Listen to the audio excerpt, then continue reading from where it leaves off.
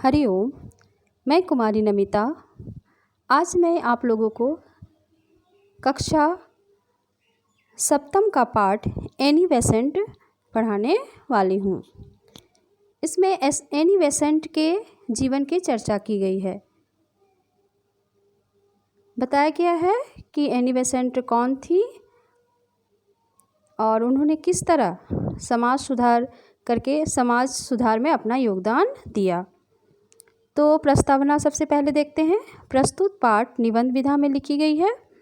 इस पाठ में एनी बेसेंट के जीवन पर प्रकाश डाला गया है। वे एक प्रख्यात समाज सुधारक और स्वतंत्रता सेनानी थी। एनी बेसेंट ने भारत को एक सभ्यता के रूप में स्वीकार किया था। यहाँ कुछ मुख्य बिंदु हैं। पहला, एनी बेसेंट एक महान महिला थी। तो एनी बेसेंट एक महान महिला कैसे बनती हैं, तो उनके जीवन की चर्चा करेंगे हम लोग। यहाँ एनी बेसेंट एक महान महिला थी। भारत के 1857 के प्रथम स्वतंत्रता संग्राम, जिसे अंग्रेजों ने विद्रोह कहा, इंग्लैंड की पार्लियामेंट में तूफान मचा दिया। अंग्रेज किसी भी दशा में सोने की चिड़िया को हाथ से नहीं निकलने देना चाहते थे। यहाँ पर लेखक कहते हैं कि 1857 का जो प्रथम स्वतंत्रता संग्राम हुआ वो इंग्लैंड की पार्लियामेंट में एक तूफान मचा दिया और अंग्रेज कदापि नहीं चाहते थे कि सोने की चिड़िया यानी भारत को वो खो दे। उन्हीं दिनों एनी बेसेंट ने एक पुस्तक लिखी, इंग्लैंड, इंडिया एंड अफगानिस्तान। यह पुस्तक 1889 में पहली बार लंदन में प्रकाशित हुई। इसमें बताया गया कि किस प्रकार एक व्यापारी कंपनी भारत की स्वामिनी बन बैठी है। यह पहला अवसर था जब इंग्लैंड के एक नागरिक ने इतने स्पष्ट और तीखे शब्दों में इंग्लैंड के साम्राज्यवादी नीतियों का भंडाफोड़ किया था। एनी बेसेंट ने बताया था कि जब भारत की निर्धनता की बात सोचते हैं तो आंखों के सामने जोंक याद आ जाते हैं। जोंक यानी जो खून चूसने वाले होते हैं, और ये जोंक कहा गया है अंग्रेज को। एनी कहती है कि भारत का धन अंग्रेजों ने चूसा है। अंग्रेजों की भारत विजय की कहानी बहुत घिनौनी है। अब आपके मन में यह जानने की उत्सुकता हो रही होगी कि एनी बेसेंट थी कौन। यहाँ दूसरा बिंदु है, एनी बेसेंट का जन्म एवं प्रारंभिक शिक्षा, यानी उनका जन्म कब हुआ, कहाँ हुआ और उनकी प्रारंभिक शिक्षा कैसी रही। अक्टूबर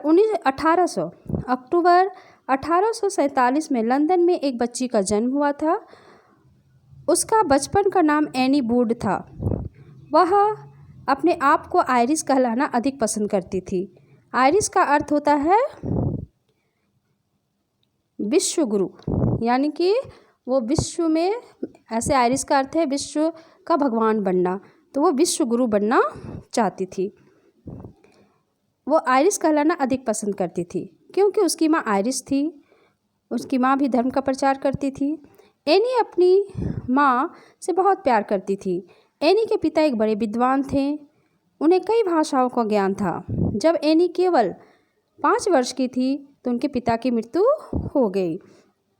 एनी की माँ उसे हेरो स्कूल में पढ़ाना चाहती थी, लेकिन उनकी आर्थिक स्थिति अच्छी नहीं थी। इस कारण उनकी शिक्षा घर में ही हुई और उनकी एक मिस थी मैरियट, जिनके घर वो जाकर पढ़ा करती थी। यानी कि उनकी सारी शिक्षा स्कूल में ना होकर घर पर भी हुई।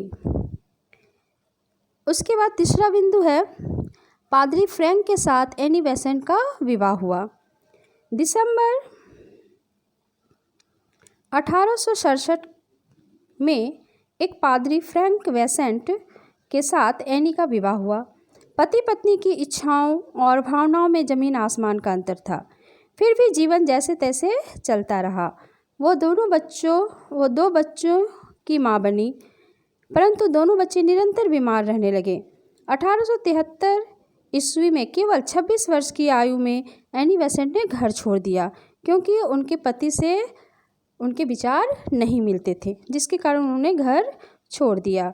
और फिर 1874 में एनी बेसेंट ने चार्ल्स ब्राडलेग की एक संस्था नेशनल सेकुलर सोसाइटी में सम्मिलित हो गई और उस सोसाइटी से उन्होंने समाज की सेवा करना प्रारंभ कर दिया।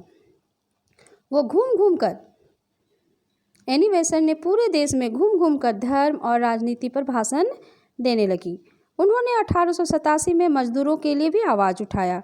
उन्होंने कहा कि 8 घंटे के कार्य दिवस और बेरोजगारी की समस्या पर वो जमकर संघर्ष उन्होंने किया। 1889 का वर्ष उनके जीवन के लिए महत्वपूर्ण साबित हुआ, क्योंकि उनके जीवन में एक नया मोड़ आया। यहाँ उनके जीवन ने उस समय नया मोड़ लिया। तब उन्हें ऐसा लगा कि उनके भटकते मन को शांति मिल गई है। वे थियोसॉफिकल सोसाइटी की सदस्य बन गई। भारत में इसकी स्थापना 1889 ईस्वी में मैडम ब्लैकटस्की और आलकोट ने मिलकर की थी। इस संस्था का मुख्य उद्देश्य था विश्व बंधुत्व की स्थापना और दूसरा था आर्य और पूर्वी धर्म, भाषा और विज्ञान के अध्ययन को बढ़ावा देना। यानी इस संस्था का 2 था, विश्व बंधुत्व की स्थापना यानी भाईचारे की स्थापना करना, और भारत के धर्म, भाषा और विज्ञान का अध्ययन करना। एनी बेसेंट ने शिक्षा के क्षेत्र में भी ये अगला बिंदु है, शिक्षा के क्षेत्र में एनी ने भारत में खुलकर बहुमूल्य योगदान दिया। शिक्षा के क्षेत्र में एनी ने भारत में बहुमूल्य योगदान दिया। वो भारत पहुंचती हैं 16 नवंबर 1893। एनी बेसेंट 16 नवंबर 1893 को भारत पहुंची। एनी के लिए भारत एक ऐसी पवित्र भूमि थी जिसका महान धर्म विश्व के सब धर्मों का मूल था। उनकी दृष्टि में भारत भूमि सब संस्कृतियों का केंद्र थी। वह अपने सपनों के भारत को अपनी माता मानकर आई थी। वो भारत में जहाँ भी जाती लोग उनका बहुत सम्मान करते थे, लेकिन वो भारत की दुर्दशा को देखकर हैरान रह जाती थी और कभी कभी तो वह रो भी पड़ती थी। डॉक्टर भगवान दास के साथ मिलकर एनी ने वेद, उपनिषद, रामायण और महाभारत का अध्ययन किया और यहाँ के धर्मों को समझना चाहा।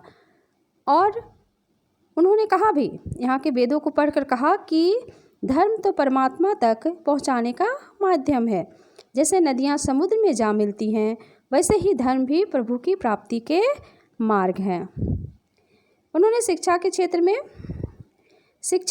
में एनी बेसेंट ने इंग्लैंड में बहुमूल्य योगदान दिया। भारत में भी शिक्षा के क्षेत्र में उन्होंने सराहनीय काम किए।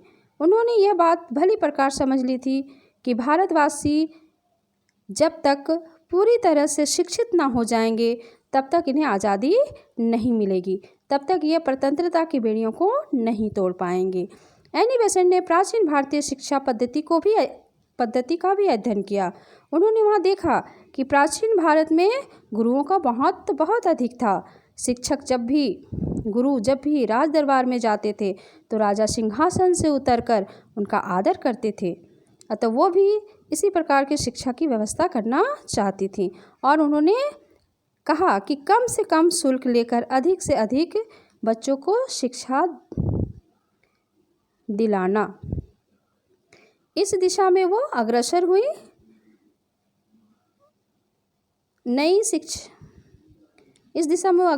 और नई शिक्षा में पूर्व और पश्चिम के अच्छे आदर्शों को मिलाना चाहती थी।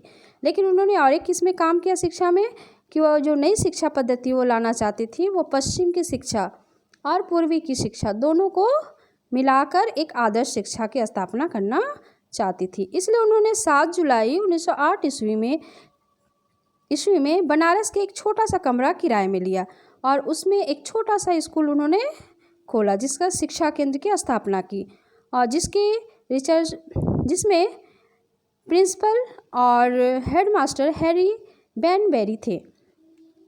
भारतीय समाचार पत्रों में इस प्रयास की भरपूर प्रशंसा हुई। 1885 ईस्वी में मुंबई में भारतीय राष्ट्रीय कांग्रेस की स्थापना हो चुकी थी। एनी बेसेंट भी भारत के स्वतंत्रता आंदोलन में जुड़ चुकी थी, इसलिए उनको कांग्रेस का अध्यक्ष बनाया गया। अतः 1885 में जब